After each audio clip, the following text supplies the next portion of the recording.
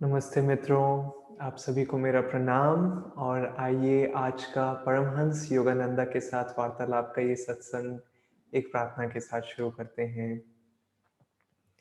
हे दिव्य माँ, परमपिता परमेश्वर, क्रिया योग के महान गुरुजन, सभी धर्मों के संत महाजन, हम आप सभी को प्रणाम करते हैं। प्रिय परमहंस योगानंद जी, हमें आशीर्वाद दें कि हम आपकी शिक्षाओं को सीख सकें और उनको अपने दैनिक जीवन में अपना सकें, ताकि हमारा जीवन ऊंची चेतना और आनंद से जिया जाए। ओम शांति शांति शांति। आज का जो वार्तालाप है वो परमहंस योगानंद जी के साथ जो वार्तालाप हम पढ़ने वाले हैं वो मुझे बड़ा ही आप कह सकते हैं दिलचस्प लगता है एक रूप से, क्योंकि कई बार जब हम किसी गुरु के बारे में बात करते हैं, खासकर जब ऐसे अवतार के बारे में बात करते हैं या किसी भी अवतार के बारे में, सिर्फ इसी गुरु परंपरा से नहीं, तो हमारे मन में हमेशा ये विचार रहता है, या शायद हमेशा नहीं लेकिन कहीं न कहीं वो एक विचार छिपा हुआ रहता है कि एक गुरु कभी बीमार नहीं पड़ते हैं, वो एकदम स्वस्थ रहते हैं। तो उस चीज़ को इस वार्तालाप के द्वारा हम स्पष्ट कर सकते हैं, जो हम अभी मैं पढ़ने वाला हूँ। लेकिन उससे पहले हम ये भी देखेंगे कि कैसे परमहंस योगानंद जी प्रैक्टिकल भी थे, प्रैग्मैटिक, जैसे स्वामी क्रियानंद जी कहते हैं कि वो लोगों को प्रैक्टिकल रहने, वो इसी बस ये नहीं था कि हाँ मैं हम आध्यात्मिक हैं तो प्रैक्टिकलिटी भूल जाओ, कॉमन सेंस भूल जाओ। वो चाहते थे कि उनके शिष्य या लोग देखें सत्य को अपने खुद के हिसाब से, अपनी खुद की नजरों से, और साथ ही साथ प्रैक्टिकल और कॉमन सेंस के साथ में भी। और मैं ये सब क्यों बोल रहा हूँ, अब ये वार्तालाप हम पढ़ेंगे तब हम देखेंगे कि परमहंस योगानंद जी क्या कहते हैं। गुरुजी का सत्य के प्रति दृष्टिकोण व्यवहारिक था। अमेरिका के अनेक प्रारंभिक वर्षों में कुछ लोग सार्वजनिक रूप से ये दावा कर रहे थे कि वे लोग सदा जीवित रहेंगे। और ये परमहंस योगानंद जी के शब्द हैं। उनका अध्ययन करो, गुरुजी ने सुझाव दिया जब किसी ने उनके विचार जानने चाहे। कुछ स्पष्ट लक्षणों को ध्यान से देखो। कुछ उनके बाल, क्या उनके बाल झड़ रहे हैं? क्या बाल सफेद हो रहे हैं? क्या वे नकली दांतों का प्रयोग करते हैं? क्या उनके चेहरे पर झुर्रियां पड़ रही है? यदि उनमें मृत्यु के सामान्य लक्षणों में से कोई भी लक्षण दिखाई दे रहा है, तो उनके इस दावे पर कैसे विश्वास किया जा सकता है कि वे सदैव जीवित रहेंगे? अनसुना कर दो उन सभी दावों को। वे इस बात पर भरोसा कर रहे हैं कि जब उनके दावों की सच्चाई को परखने का समय आएगा, तब वे उस दुनिया में नहीं होंगे। तब तक वे आसानी से सूक्ष्म जगत में पहुंच चुके होंगे और उन्होंने जिन लोगों की आंखों में धूल झोंकी है, उनका सामना नहीं करना पड़ेगा। तब तक वे झूठी कुख्याति की चमक दमक का मजा ले रहे हैं। इस भौतिक शरीर को अनिश्चित काल तक रखने का क्या लाभ है, चाहे ये पूरी तरह से स्वस्थ और दमकती अवस्था में ही क्यों न रहे। ये शरीर, बल्कि ये अहंकार जिसने इसे बनाया है, एक जेल है, एक कारागार है। तुम ये शरीर नहीं हो, तुम ये अहंकार नहीं हो, तुम अमर आत्मा हो। अमरता का अस्तित्व केवल परम चेतना में है। जब परमहंस योगानंद जी में थे, और खासकर उनके जो शुरुआती वर्ष थे वो बहुत ही इंटरेस्टिंग थे, और ऐसी कहानियां काफी हमें सुनने को मिलती है। ये नहीं, एक व्यक्ति तो ऐसा भी था, उसने जब परमहंस योगानंद जी अमेरिका में थे तो ये एक दूसरा व्यक्ति था, तो इसने अपने आप को अमर कहा।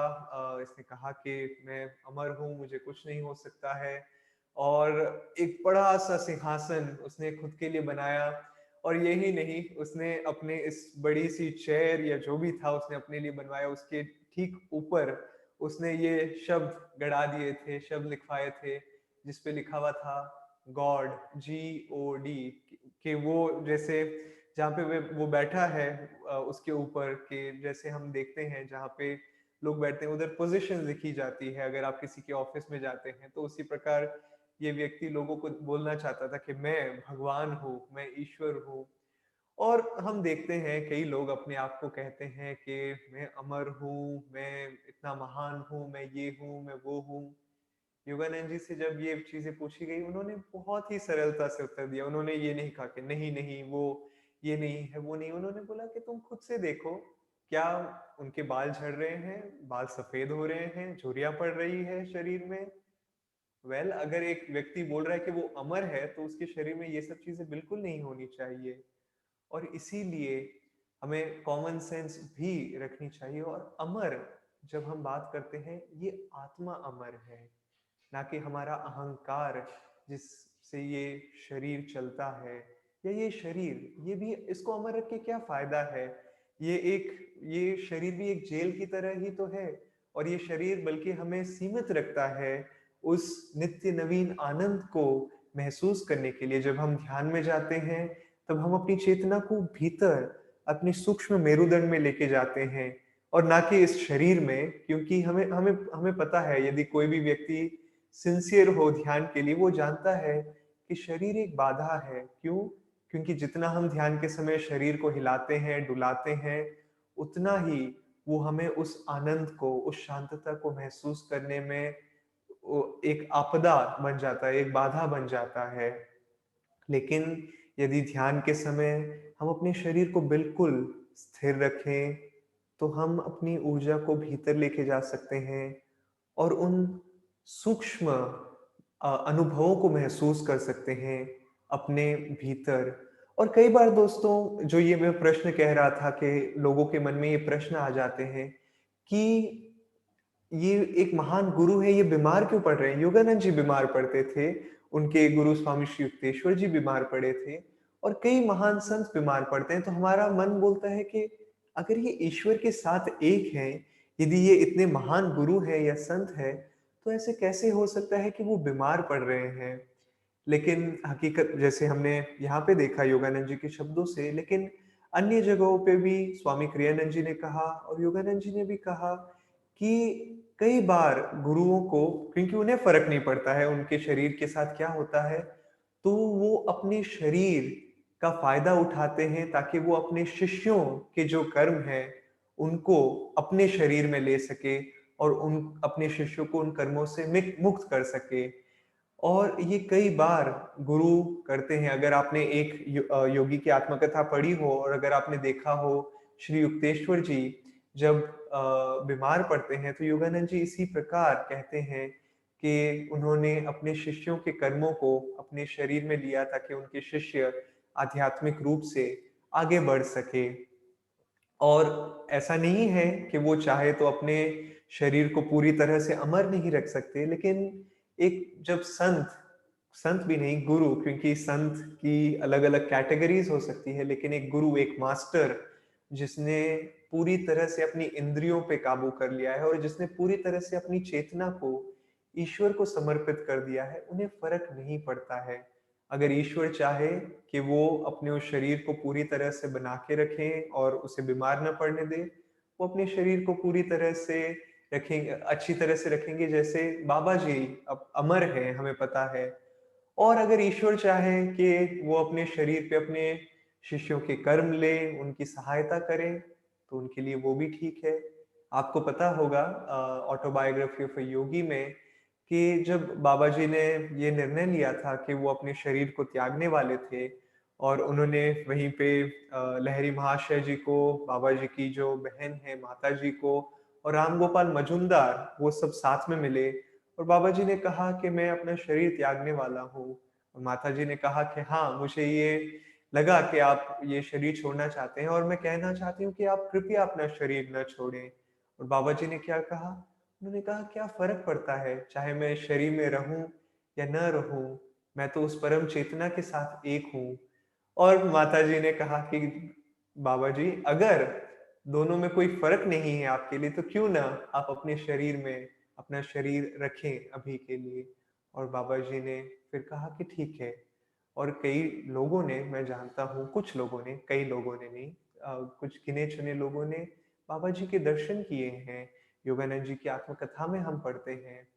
और बाबा जी एक तरह जहाँ हम देख सकते हैं अमर थे, लेकिन वो लोगों के सामने नहीं जाते हैं अपनी अमर आत्मा को दिखाने के लिए। उनमें कोई अहम नहीं है, बल्कि वो तो लोगों से गायब रहते हैं, क्योंकि मानवता उन्हें समझ नहीं पाती है। जैसे योगानंद जी अपनी आत्मकथा में लिखते हैं। और यदि कोई व्यक्ति अपने आप को अमर कहता है, इसका मतलब ये है कि वो शायद अमर नहीं है। जो व्यक्ति, जैसे योगानंद जी से उनके एक शिष्य ने कहा था कि आप ईश्वर हैं, योगानंद जी ने कहा नहीं नहीं, मैं ईश्वर नहीं हूँ। तो उन्होंने बोला नहीं, लेकिन आप ईश्वर ही तो हैं, आपने अपनी चेतना ईश्वर से एक कर दिया। आप ही ने कहा था जो आप ईश्वर, जब हम ईश्वर के साथ एक हो जाते हैं तब हम ईश्वर हो जाते हैं, तब आप ईश्वर हैं। योगानंद जी ने फिर कहा कि जब जो कहता है कि वो ईश्वर के साथ एक है, वो एक नहीं है।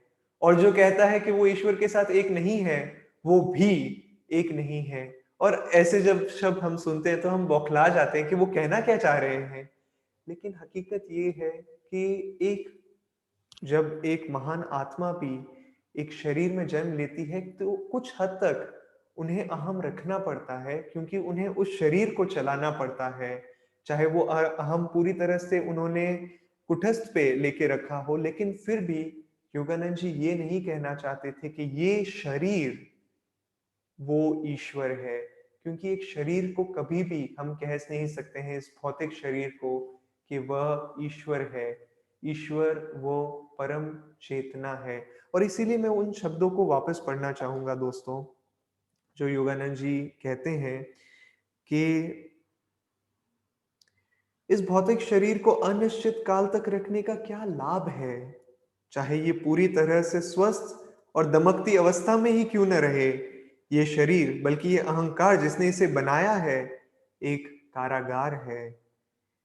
तुम ये शरीर नहीं हो, तुम ये अहंकार नहीं हो, तुम अमर आत्मा हो। अमरता का अस्तित्व केवल परम चेतना में है।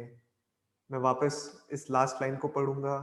अमरता का अस्तित्व केवल परम चेतना में है। और मैंने खुद ने अपने जीवन में देखा है कि जब मुझे लगता है कि अरे नहीं, ये शरीर थोड़ा बीमार है। एक चीज मैं बोलना चाहूंगा, कई बार दोस्तों हम कहते हैं कि अरे मैं बीमार हूँ, मुझे मेरा सर दर्द कर रहा है, या मुझे बहुत दर्द हो रहा है। ये बोलने के बजाय कि मुझे दर्द हो रहा है या मैं बीमार हूँ, हम ये कह सकते हैं कि ये शरीर बीमार है, इस शरीर के अंग को दर्द हो रहा है। क्योंकि मैं हकीकत में अगर देखा जाए तो एक आत्मा हूँ, मैं ये शरीर नहीं हूँ। तो मुझे किस प्रकार का दर्द हो रहा है। और मैं कोशिश करता हूँ जब भी अ, अगर मैं बीमार हूँ या जो भी है, मैं कोशिश करता हूँ। और ये सिर्फ शब्दों की बात नहीं है, ये हम अपनी चेतना में क्या सोच रहे हैं कि हाँ, ये शरीर बीमार है, मैं तो अनंत आत्मा हूँ। आज जैसे सुबह जब मैं उठा, मेरी गर्दन जो है और ये हिस्सा पूरी तरह से अकड़ा हुआ था, जकड़ गया था। और 2 तरीके थे इस चीज़ को देखने के लिए कि अरे नहीं, मैं आज सुबह ध्यान नहीं कर सकता हूँ, मुझे बहुत मुश्किल होगी। फिर मैंने बोला नहीं, ये शरीर बीमार है, या इस शरीर में दर्द हो रहा है। इस गर्दन को दर्द हो रहा है, ना कि मुझे दर्द हो रहा है। क्यों ना मैं फिर भी बैठूँ ध्यान के लिए। और मैं ध्यान के लिए बैठा, और मैंने देखा कि हमेशा प्राय जब मैं ध्यान के लिए बैठता हूँ, मैं मेरा शरीर थोड़ा चंचल रहता है, मैं थोड़ा इधर-उधर हिलने-डुलने की कोशिश करता हूँ। लेकिन क्योंकि इधर आज दर्द था, तो मैंने सोचा नहीं, मैं आज बिल्कुल भी हिल नहीं सकता हूँ। और मैंने पाया कि मैं और गहराई से ध्यान में जा पा रहा हूँ। और बीमारी को इसी तरह से हमें लेना चाहिए कि और बीमारी नहीं, जीवन में हर किसी कष्ट को, हर किसी कठिनाई को, हर किसी पीड़ा को इस प्रकार देखना चाहिए कि हाँ, ईश्वर मुझे याद दिलाना चाहते हैं कि मैं ये अहंकार नहीं हूँ, मैं ये शरीर नहीं हूँ। और मैं इन शब्दों के साथ में अंत करना चाहता हूँ दोस्तों, कि एक बार मेरे एक आचार्य है जिन्होंने कहा था, मेरे टीचर थे, कि what is displeasing to the ego is pleasing to the soul. कि जो चीज अहंकार को अच्छी नहीं लगती है वो आत्मा को बड़ी अच्छी लगती है। क्यों? क्योंकि वो अपनी आत्मा को विस्तारित करता है, और जब भी हमारी आत्मा विस्तरित होती है तो अहंकार बोलता है नहीं नहीं नहीं नहीं नहीं, मैं ये शरीर हूं, तुम कैसे अपने आप की अपनी चेतना को ऐसे बढ़ा सकते हो, तुम ये शरीर हो। लेकिन जब जब शरीर को कष्ट होता है या इस अहंकार को कष्ट होता है, हकीकत में हमारी आत्मा जो है एक माध्यम बन जाता है हमारी आत्मा के लिए, उधर अपनी चेतना को बढ़ाने के लिए। यदि हम उस दुख को, उस दर्द को, उस अहंकार को जो चोट पहुंच रही है या कष्ट पहुंच रहा है उसमें अगर हम डूब जाएंगे कि अरे नहीं, मुझे दर्द हो रहा है, तब हम आगे नहीं बढ़ पाएंगे। लेकिन यदि हम बोले कि ये शरीर मुझे एक न एक दिन तो छोड़ना ही है, और चाहे दर्द हो या जो भी हो, उसके पीछे जो चेतना है वो तो परम चेतना के साथ अगर मैं जोड़ लूंगा, तो क्या दर्द और क्या नहीं। अब दोस्तों, मैंने कहा था कि मैं इस बात के साथ अंत करना चाहूंगा, लेकिन अंत में मुझे अचानक से ये कहानी याद आई, और ये कहानी बहुत ही महत्वपूर्ण है। इनफैक्ट दो कहानियां याद आ रही है, अगर आपके पास समय है तो आप सुन सकते हैं। और ये बहुत बहुत महत्वपूर्ण कहानियां हैं, जो हम शरीर के बारे में, संतों के शरीर के बारे में हम जान सकते हैं कि वो अपने शरीर से अटैच नहीं होते हैं। पहली कहानी है रामकृष्ण परमहंस जी की। एक बार रामकृष्ण परमहंस जी के पीठ पे एक फोड़ा या कुछ हो गया था, और उन्हें बहुत दर्द हो रहा था वहां पे। और क्योंकि उन्हें दर्द हो रहा था, वो अपने शिष्यों को बोल रहे थे कि अरे मुझे इतना दर्द हो रहा है। शायद उनके वहां पे कोई कोयला गिर गया था जिसकी वजह से वो फोड़ा हो गया था। लेकिन चाहे जो भी कारण हो, उन्हें बहुत दर्द हो रहा था, और वो अपने दर्द के बारे में बताते जा रहे थे, बताते जा रहे थे, बताते जा रहे थे।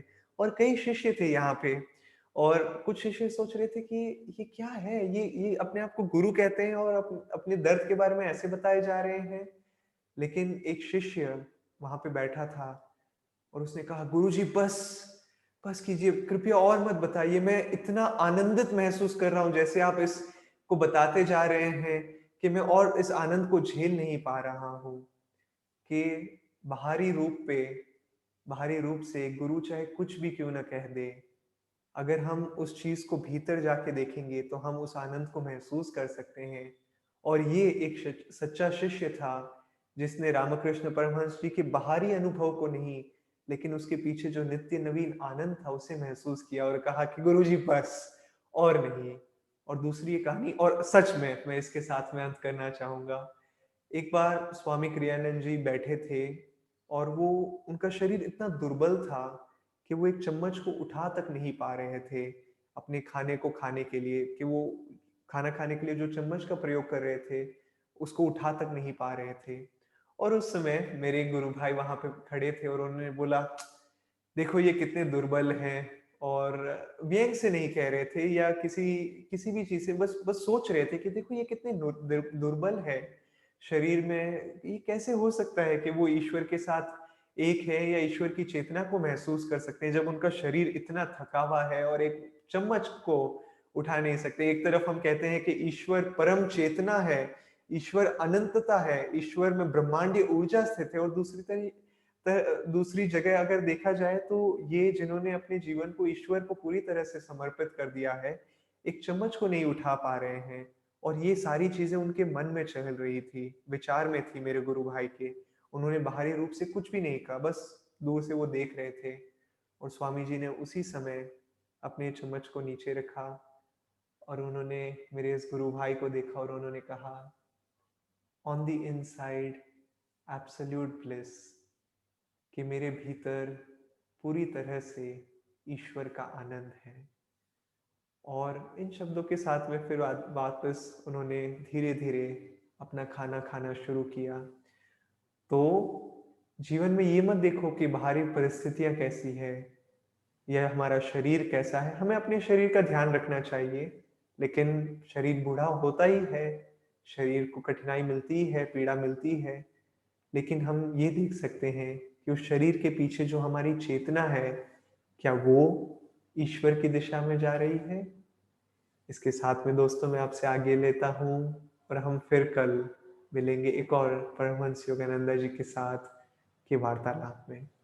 ओम शांति शांति शांति।